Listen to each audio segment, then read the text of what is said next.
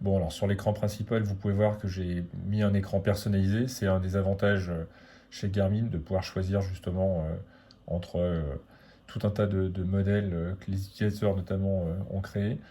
Bon, pas mal d'informations. En marge de l'heure, on va retrouver le nombre de notifications que j'ai, qui sont consultables par la montre.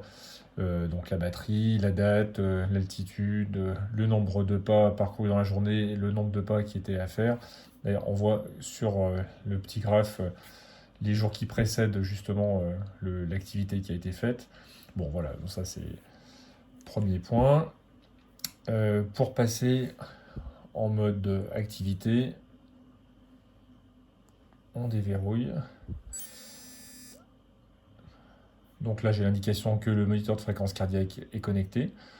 Ce qu'il y a d'intéressant, c'est que vous avez quand même pas mal de possibilités d'activité. Donc là, on passe de course en salle, vélo, natation en piscine, en eau libre. Bon, j'ai rajouté le surf, la randonnée, le ski, les sports de rame, parce que je pratique le paddle, et le cardio pour les entraînements à la maison. Voilà, triathlon, c'est une des activités qui est paramétrée dès le départ avec la montre.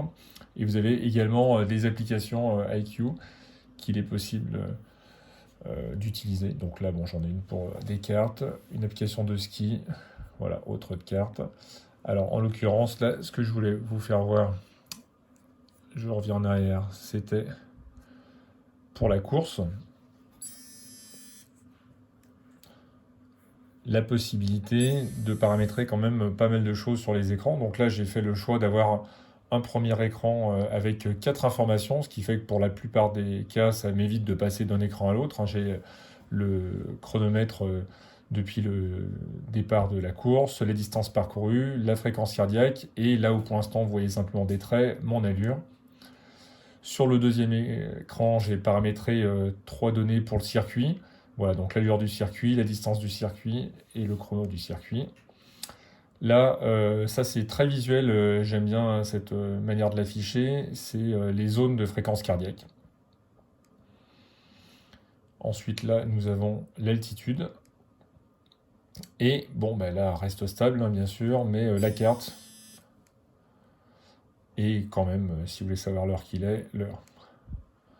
Voilà, donc après, vous pouvez choisir de faire passer les écrans de l'un à l'autre successivement ou de rester sur un écran et libre à vous de changer quand vous en avez envie. Voilà, donc en fonction des différentes activités, vous allez pouvoir paramétrer des choses différentes.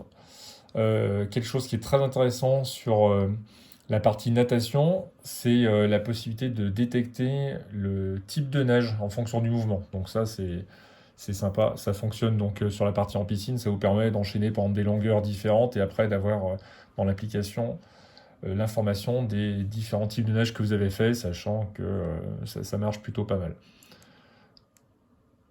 Voilà, donc si je regarde par exemple pour sport de rame, ce que j'ai affiché, j'ai mis simplement chrono et distance hein, sur un premier écran. Voilà, et j'ai la carte qui s'affiche simplement et l'heure. Donc après, libre à vous de changer activité par activité l'affichage en fonction de ce qui vous convient le mieux. Bon, c'était un premier tour d'horizon, j'espère que ça vous donne une petite idée sympathique de ce que la montre permet.